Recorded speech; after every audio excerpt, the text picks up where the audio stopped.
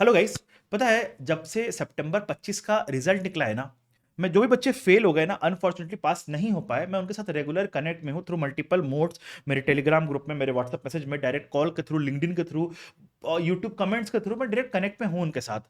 पता है मैंने कॉमन पैटर्न नोटिस किया है। कॉमन पैटर्न नोटिस किया है और एक दो बच्चों के साथ नहीं, बहुत सारे बच्चों के साथ मैंने ये कॉमन पैटर्न नोटिस किया है। पता है क्या? सर एफआर में पास हो गए, 50-55 के रेंज में मार्क्स है हमारा। सर एएफएम में तो एग्जेम्पशन आ गया है। ऑडिट में 30s में मार्क्स है या 20s में मार्क्स है, ऑडिट में फेल हो गए और आपका ग्रुप नहीं क्लियर हुआ। सर बताओ क्या करें? देखो मैं बता रहा हूं, अभी एफआर और एएफएम को साइड रखो। एफआर के बारे में मैं एक लास्ट टिप दूंगा लास्ट में, उसको सुन के जाना, ठीक है? अभी मैं बात कर रहा हूं पर्टिकुलरली ऑडिट के बारे में। देखो ऑडिट में ना, मैंने एक 3 वे स्ट्रैटेजी अपने टाइम पे फॉलो किया था जब मैं स्टूडेंट था। It worked out really really well for me and I believe it will work out well for you also. बस आपको करना क्या है ना, आपको इस जो मैं बोल रहा हूं ना उसको मानना है। मैं सच बता रहा हूं, it will work out well. और पास फेल छोड़ो, आपको ऑडिट में एग्जाम्शन घुसेगा, पक्की बात है। ओके सर, क्या स्ट्रैटेजी बताओ ना। देखो मैं आपको पहले बोलूं, आप जो अपना ऑडिट का एक रिवीजन शेड्यूल बनाए होगे उसको टच नहीं करना है। वो जैसा है ना उसको ऐसे ही रखना है, उसको फॉलो करना है। मतलब उसको फॉलो करना है, उसको छेड़छाड़ नहीं करना उसके साथ, उसको जैसे बनाया हो वैसे फॉलो करना। लेकिन उसके साथ साथ 3 काम और करना। क्या? Let suppose, point number 1, let suppose आपने ये प्लान बनाया कि इस वीक हम लोग ऑडिट रिवाइज करेंगे। ठीक है, करो, कोई दिक्कत नहीं है। नेक्स्ट वीक हम लोग एफआर पढ़ेंगे और हमारे प्लान में ऑडिट नहीं है। हमारे प्लान में ऑडिट नहीं है। पता है आपको क्या करना है? नेक्स्ट वीक जिस दिन आपके प्लान में ऑडिट नहीं है, आपको उस दिन भी daily revise. I tell you what I did. जैसे ही मैं सो के उठता था ना, मैं सो के उठा, सबसे पहले ऑडिट का बुक उठाया। जो भी लास्ट दिन पढ़ा है ना, लास्ट दिन पढ़ा है ना, उसको फटाफट उठा के रिकॉल कर लिया। रिकॉल कर लिया, देखा याद है कि नहीं। जहां पे लग रहा है अरे ये वाला पार्ट याद नहीं है, एक बार तुरंत उसको देख लिया। तुरंत उसको देख लिया तो इससे क्या होगा ना, आप अपनी चीजों को क्रिस्टलाइज कर रहे हो। अपनी चीजों को क्रिस्टलाइज कर रहे हो।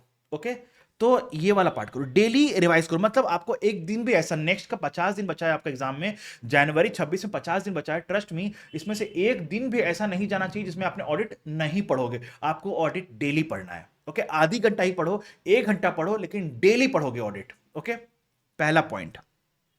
दूसरा पॉइंट, डेली प्रैक्टिस किया था मैंने। पता है मैंने क्या किया था? मैंने क्या किया था? मैंने उठाया था, 1 घंटा टाइम दिया था ऑडिट को प्रैक्टिस के लिए। और इस 1 घंटा में मैंने क्या किया था? मैंने एग्जाम पास्ट पेपर उठाया। मैं ऑडिट का रैंडमली कोई पास्ट पेपर उठाता था और उसमें से 30 मार्क्स का क्वेश्चन पेपर उठाता था। 30 मार्क्स का क्वेश्चंस उठाता था मैं, कोई भी रैंडमली। जो चैप्टर मेरा पढ़ाई किया हुआ हो गया है, जो चैप्टर मेरा रिवाइज किया हुआ हो गया है, ठीक है, उस क्वेश्चंस को मैं उठाता था और इस क्वेश्चंस को मैं सॉल्व करता था। सॉल्व एकदम ऐसा कि अगर इसको क्वेश्चन को मेरे को एग्जाम में सॉल्व करना पड़ जाए तो मैं कैसे सॉल्व करूंगा, एकदम सेम उसी अप्रोच से मैं उस क्वेश्चन को सॉल्व करता था। तो इससे क्या होता था, मेरे को एक राइटिंग का प्रैक्टिस डेली का बना हुआ था।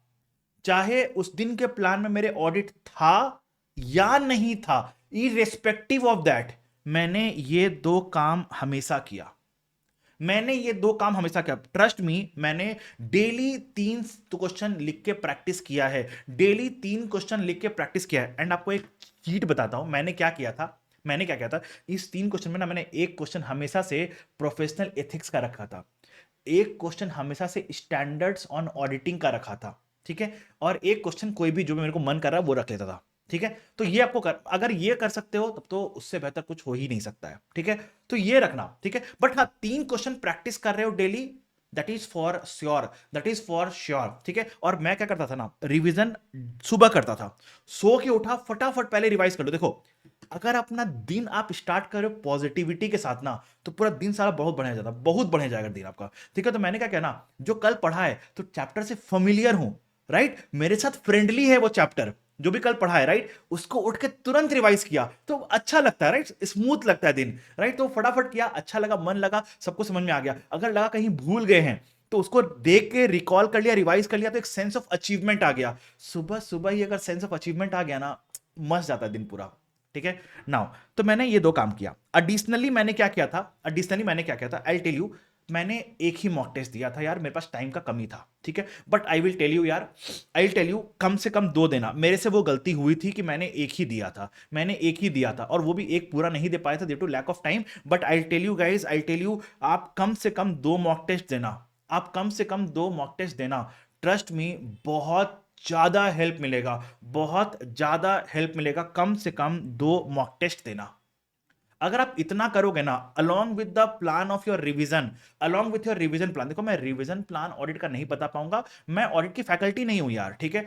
मुझे मालूम है कि मैंने क्या किया था, what worked out for me, मैं आपको वो कन्वे करने आया हूं, मैंने वो बता दिया आपको, ठीक है। तो 3 स्टेप, डेली रिवाइज करना है ऑडिट को, चाहे आपके ऑडिट प्लान में हो या ना हो। दूसरा, डेली प्रैक्टिस करना है, एटलीस्ट 1 घंटा 3 क्वेश्चन आपको डेली लिख के देखना है, और in the exact in the same manner जैसे ये क्वेश्चन एग्जाम में आ गया कैसे लिखेंगे वैसे लिखना है, ठीक है ना। और दो मॉक टेस्ट आपको देने हैं। सर कौन सा मॉक टेस्ट दें? अरे भाई बताओ, कोई भी मॉक टेस्ट सीरीज एनरोल करने की जरूरत नहीं है। आपको सिंपल सा काम करना है, आपको अपना ही मॉक टेस्ट जो आईसीआई का आता है ना, मॉक टेस्ट दो, वही मॉक टेस्ट दे दो, उसी का आपका आंसर भी आता है, उससे कंपेयर कर लो, आपका वही आंसर, वही मॉक टेस्ट सबसे बेस्ट है, वही मॉक टेस्ट सबसे बेस्ट है।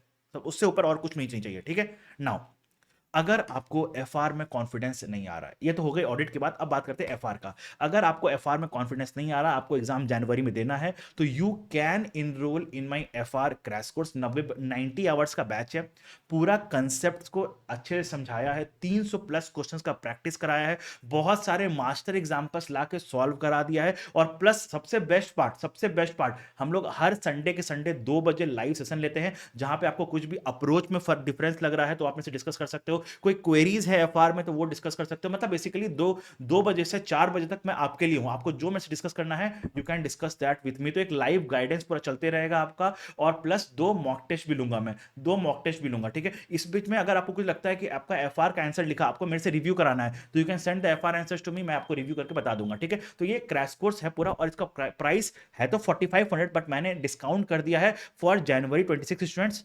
ओनली टू 1999, इससे कम क्या ही हो सकता है, राइट। 1999 कर दिया है। इनरोल करो एफआर क्रैश कोर्स में, and will target 80 plus in FR. तो आपका ऑडिट हो गया, एएफएम तो हो ही रखा है, और एफआर में आपका 80 प्लस टारगेट कर लेंगे, तो कौन रोकेगा ग्रुप 1 क्लियर करने से, right. See you in the class guys, bye bye.